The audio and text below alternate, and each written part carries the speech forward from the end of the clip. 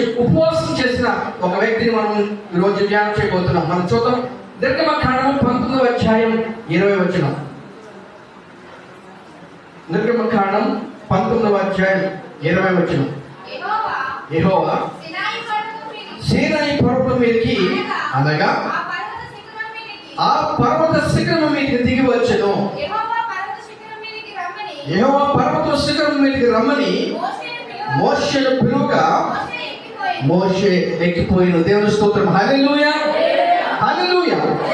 ఈ మాట మనం ఎక్కడ చదివామంటే నిర్గమకాండంలో చదివాం. దేవుడైన యెహోవానే మోషేతో మాట్లాడిన సందర్భంలో ఇది. ఇశ్రాయేలుని పరిపాలించడానికి లేకపోతే యావత్ ప్రజలకు తన బిడ్డలకు ధర్మశాస్త్రం లేకపోతే 10 ఆజ్ఞలను ఒక చట్టాన్ని ఇవ్వడానికి మోషేను కొండకి పైకి రమ్మని పిలిచినట్టుగా మనం చూస్తున్నాం. యెహోవా సీనాయి పర్వతం మీదకి అనగా ఆయన పర్వత శిఖరం మీదకి దిగి వచ్చెను. మోషేను పర్వతం మీదకి ఎక్కి రమ్మనెను. హల్లెలూయా. సో దీన్ని బట్టి ఈ వాక్యాన్ని బట్టి మనం ఏం చేసుకోవచ్చు అంటే ఉపవాస సమయం అంటే నీ వద్దకి దేవుడు దిగి వచ్చే సమయము, నిన్ను తన వద్దకి పిలిచే సమయం, తనతో పాటు గడపమని ఆయన కోరుకునే సమయం. హల్లెలూయా.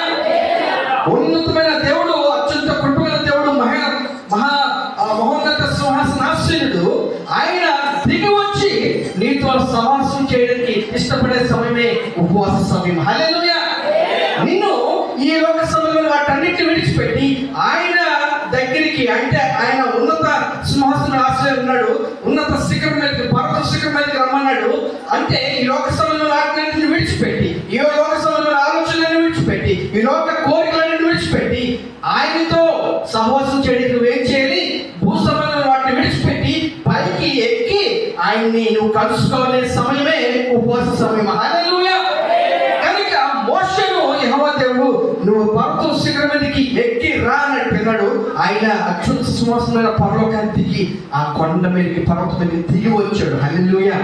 ఉపవాస సమయం అంటే దేవుడు దిగి వచ్చే సమయం, నువ్వు ఆయన దగ్గరికి ఎక్కి ఆయనతో సమయం గడిపే సమయం. హల్లెలూయా. ఎంతో ఆశీర్వాదకరమైన ప్రియమైన కనుక ఈ లోక సమయంలో అన్ని తలంపులకు, ఈ లోక సమయంలో అన్ని ఆలోచనలకు, ఈ లోక సమయంలో పనులకు నువ్వు దూరమయ్యి ఉన్నతమైన స్థాయికి, ఎత్తైన స్థాయికి అంటే దేవుని సన్నిధికి నువ్వు ఎక్కి రావాలి. హల్లెలూయా. అక్కడ నువ్వు దేవుని దర్శనాన్ని పొందుకుంటావు. దేవుని స్తోత్రం. అది ఉపవాసం అంటే పర్వత శిఖరపు